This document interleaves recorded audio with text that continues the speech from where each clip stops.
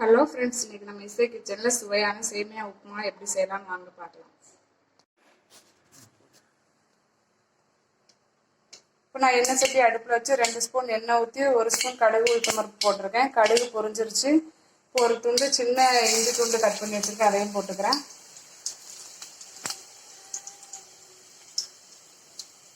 ஒரு medium size பெரிய வெங்காயம், ஒரு பச்சை மிளகாய் கட் பண்ணி போட்டுக்கிறேன்.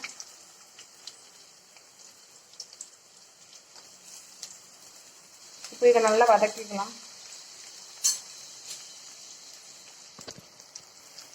லைட்டாக வதக்கினதுக்கப்புறம் ரொம்ப வதங்கணும்னு அவசியம் இல்லை, லைட்டாக வதங்கினது இந்த கருவேப்பிலை போட்டுக்கிறேன்.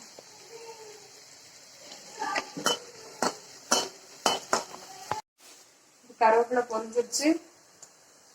நான் ஒரு கேரட் கட் பண்ணி வச்சுருக்கேன், ஒரு 5-6 பீன்ஸும் கட் பண்ணி வச்சுருக்கேன், அதையும் போட்டு வதக்கிக்கலாம்.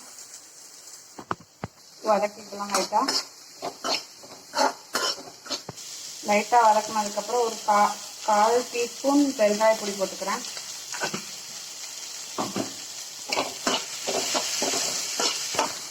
ஒரு பாக்கெட் சேமியா பண்ண போகிறேன். இதுக்கு நான் 1.5 டம்ளர் தண்ணி ஊற்றிக்கிறேன்.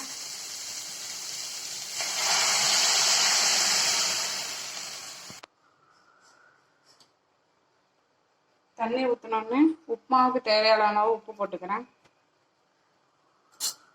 ஒரு கொதி நல்லா வரட்டும். ஒரு கொதி வந்தோடனே சேமியா போட்டு கிண்டிக்கலாம். இப்போ நல்லா கொதிச்சிருச்சு. இந்த ஸ்டேஜில் நம்ம ஒரு பாக்கெட் சேமியா போட்டுக்கலாம். இதுக்கு 1.5 டம்ளர் தண்ணி கரெக்டாக இருக்கும். போட்டு நல்லா கிண்டி விட்டுக்கலாம். சிம்மில் வச்சுக்கோங்க.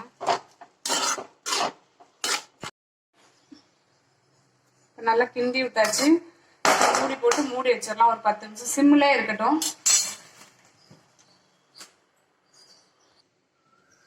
இப்போ நல்லா நான் 10 நிமிஷம் சிம்மில் வச்சு மூடி வச்சேன். இப்போ நல்லா வெந்துருச்சு. இப்போ நம்ம உப்புமா ரெடி ஆயிடுச்சு.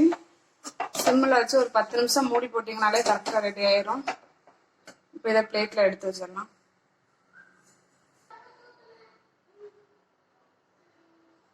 சுவையான நம்ம சேமியா உப்புமா ரெடி ஆயிடுச்சு. இந்த வீடியோ உங்களுக்கு பிடிச்சிருந்தா லைக் பண்ணுங்க, கமெண்ட் பண்ணுங்க, ஷேர் பண்ணுங்க, மறக்காம சப்ஸ்கிரைப் பண்ணுங்க. தேங்க்யூ.